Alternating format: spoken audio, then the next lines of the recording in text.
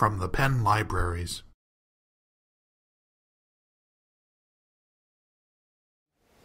The system itself has a few key parts to it. This is the most important and most expensive part. This is the actual sensor that actually keeps track of the location of the whiteboard markers. And it's magnetic. So you just put it on the board. And you can put it on the side, top, bottom, doesn't matter, any of those. But basically, we'll only be able to write from this side of it. So if I need more space, I would just move it over here. There's a USB cable to connect it to your computer. There's a wireless version of this, which we do not have. We just decided that this is a lot easier for people to manage than try to figure out how to connect the wireless. You know how it is, like getting your Bluetooth to connect and things like that sometimes can be a little frustrating. So that this was the easier way to go, less to break, etc. And this is just a standard USB cable. You could get that any length because it's standard. Yeah, let's see here. It's regular on that side, and on this side, I think it's it's a micro USB cable. But it's pretty long. I mean, it'll stretch pretty far for you. Yeah. And it just goes into this port here, and the other part goes into your computer. Now, there's software that comes with this that you need to install on your computer called eBeam Capture. Comes on a CD, and I already have it installed on my Mac. I'll show my Mac around so you can kind of see what's happening on it. There's only 4 of you, so I don't think it's worth me going through the trouble of projecting. All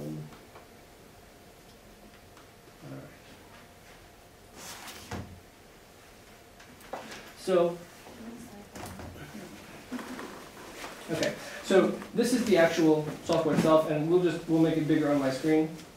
This works by the way on both the PC and on the Mac. There are some differences between the two pieces of software. The PC has a little bit of extra functionality.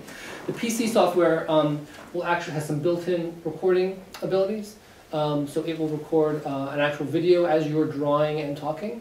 The Mac, you could do that, but you would have to use a separate piece of screen capture software, which is what we generally do. This is on a Mac here. I've had no problem with using Snaps Pro or ScreenFlow. You could use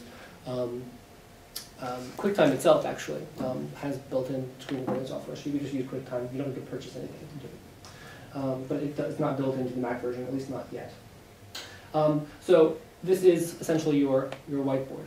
The first thing we need to do when we set this up like this is to kind of calibrate it and tell it where everything is, how big the whiteboard is, things like that. Can you see okay? Okay. So I'm going to come to Tools here and Detect System. I've already plugged it in, so it should be able to detect it. All right. And I'm going to go to Calibrate Capture Area. So the first thing is it actually asks me where I've put the sensor, left, right, top, or bottom.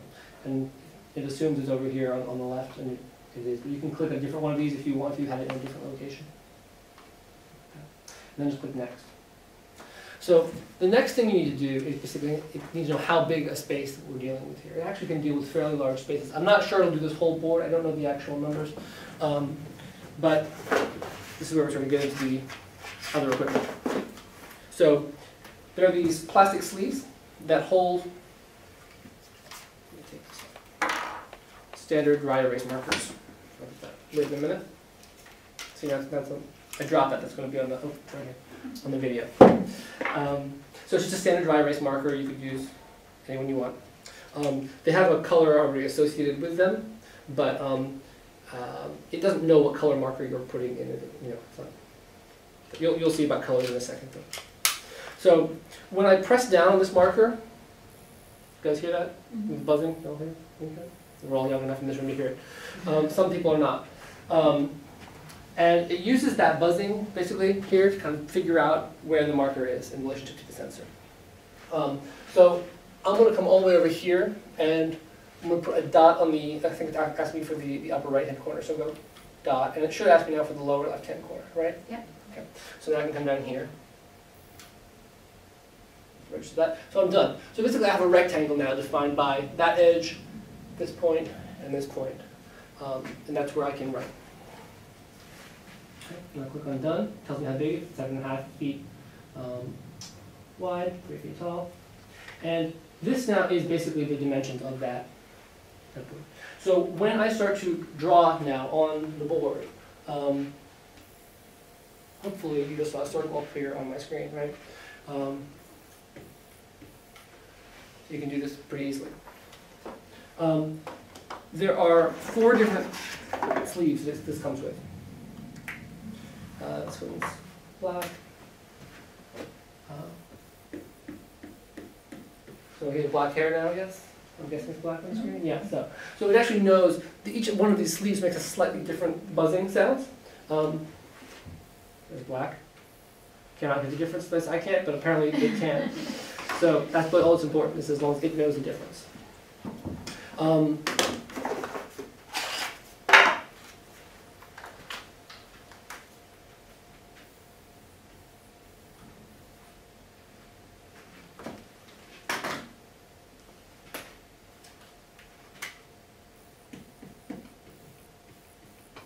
Obviously, most of the time you spend in the classroom will be drawing stick figures, I assume. That's why we're using this system. So it can up to 4 colors here at a time. And it also, in fact, comes with you have to do an eraser, dry erase eraser. So it also buzzes, and hopefully he has no feet anymore on the thing, right? And if for whatever reason you miss something, let's go a little bit. They get that dot that time. Cool. So that's just very generally how it works. You can let's see. You can edit this after the fact. So there are some tools here built in that you can just use your mouse for to draw directly on. You can change the width and the color of what you're drawing with. So you can edit this after you've done this on the dry erase board. It's a lot easier to write on a dry erase board. You could do this either live in a classroom and record what you're drawing here, or you could do this in an empty classroom where there's no one, just to get the slides done, for example. You can add additional slides. So I can go to this board now. I've created a new slide here now. So when I draw, I think it's going to draw on the active slide one that's showing on the. So there's a green circle on that one. I think if I jump back to this one, will you have a green circle on that one now? No. Okay. So once you've made that new one, then there you go. It's working on that one. I do think it's possible to go back. Actually, I'm not positive about that. I don't use this much myself in a teaching situation, so we can fill with that. But you can actually have a bunch. You can go back and show students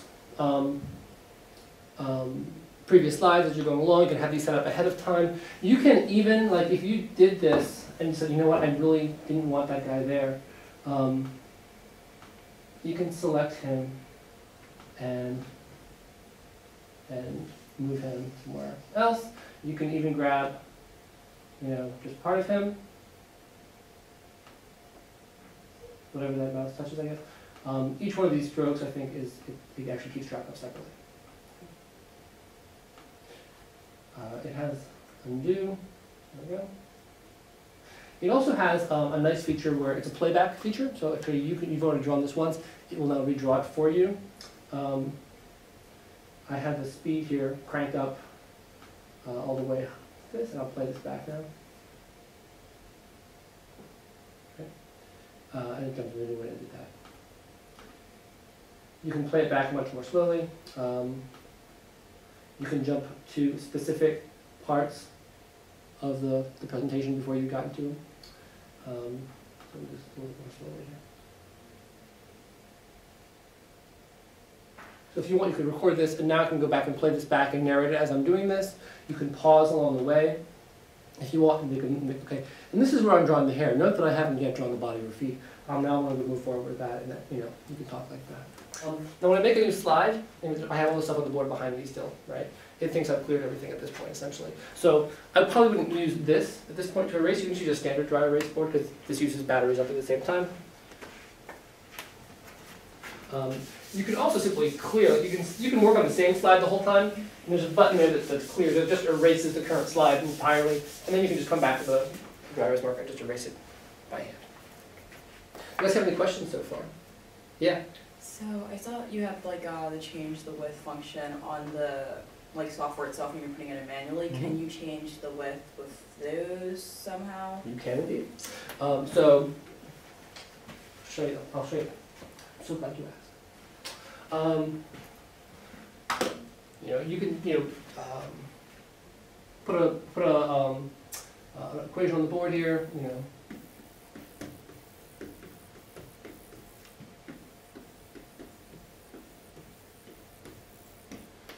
And ask someone to do something right, and then you can come in here with a different color.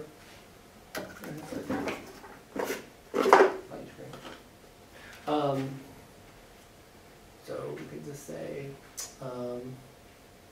just do whatever you're going to do. So 2y equals 12 minus 3x, and then y equals 12 minus 3x over 2.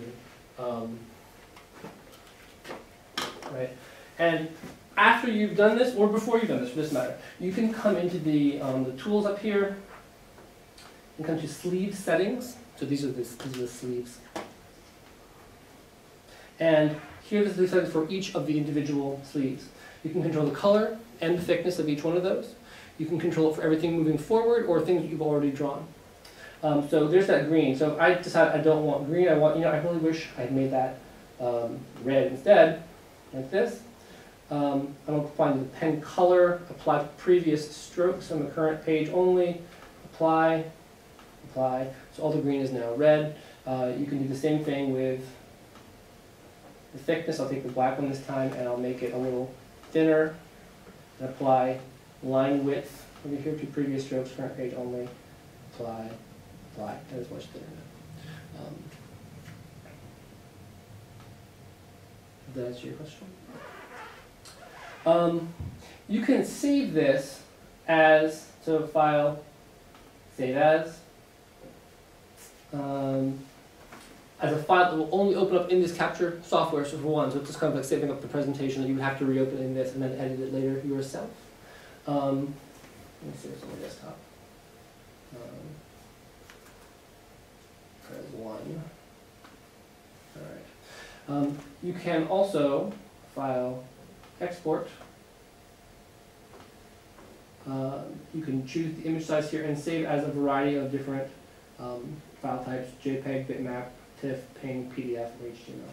So we go with the PDF, which is probably how you, like, if you wanted to draw this and then distribute it to your students, either email it to them, put it on Canvas, whatever. All of them are just certain pages. So okay. I'll save this on my desktop too.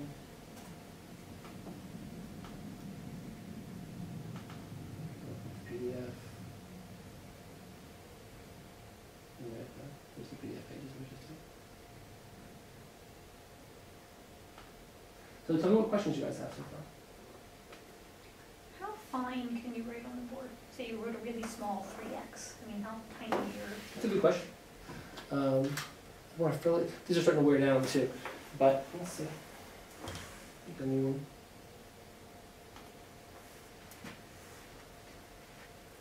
Let's erase this stuff.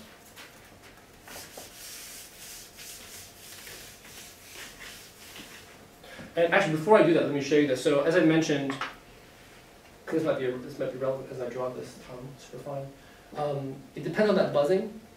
Depending on your style as you teach and write with the whiteboard, like no problem if I write 3x, right? You got that 3x, but if you write fast, it's certainly possible to write on this board and not have this buzz.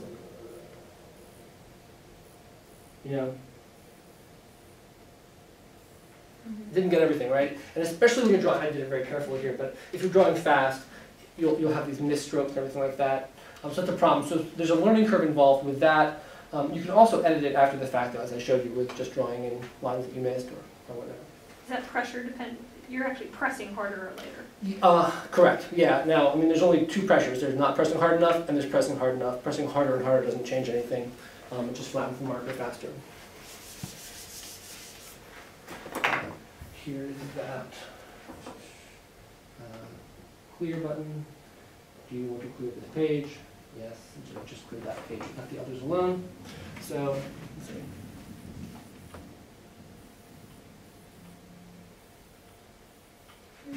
Pretty good. Yeah, looks good.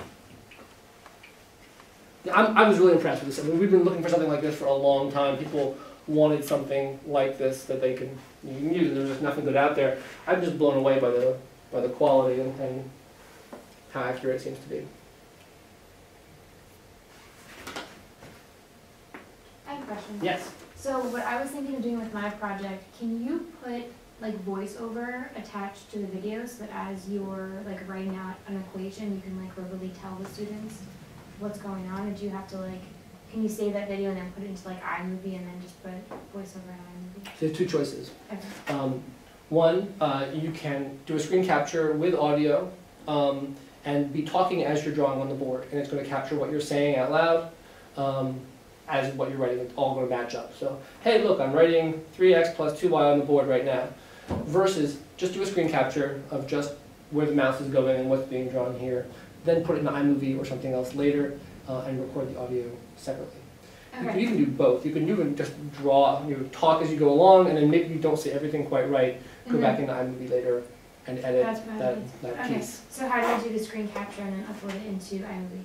So to do that, you would have to, you'd use a separate piece of software to do that. Okay. So whatever screen capture software you want to use to do that with. The easiest is QuickTime because it's built into every Mac.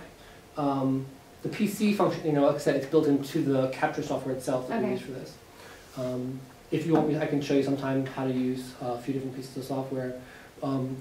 Well, you guys just did a workshop. We just did it. I was there. Yeah. Okay, you were at that. So yeah, you know what those are. We're going to do one later this summer on ScreenFlow also. Maybe even later this month. I can't remember. I think it's this month. There's another piece of screen capturing software, which is probably, of the screen capture software I know, it's probably the best one and the most powerful as far as editing and things like that goes also. What was it called? ScreenFlow? Or Camtasia. Camtasia also does stuff there.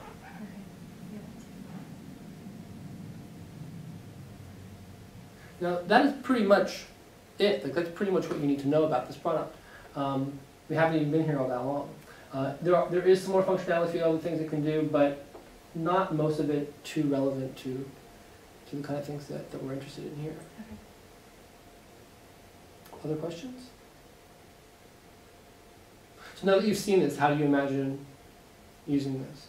Is it what you expected it to be? Is it better, worse? Do you see other possibilities now that you hadn't thought of before? I think it's cool that you can do the separate slides. I can see that being really useful for anybody that wants to like use it to help with both showing something dynamic, but then having sort of notes, a trail of notes behind, which is cool. The thing I like about it is most people are already used to writing on a whiteboard. And so they're not really changing much about their teaching style in order to do this. You would have to come back to your computer now and then, hit a new slide and things like that. But you can either capture things that you did in a classroom, like while the students were watching, and then just send it to them later, or like I said, just do it for yourself, or just so you remember what you taught, or go back and keep your copy of your actual lecture essentially for the following year, so you can remind yourself.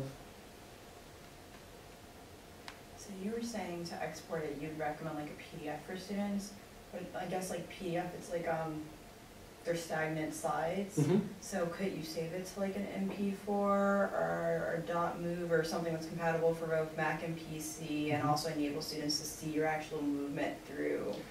So if you use the screen capture option I mentioned, either on the PC, again, it's basically just making the movie as you go, or using Camtasia or ScreenFlow or QuickTime to actually capture as you go along, then yes. And you could do both. You can make that video and then also export the PDF. Yeah. The PDF I prefer over the JPEGs or whatever because it's a single file and it has it all. Yeah.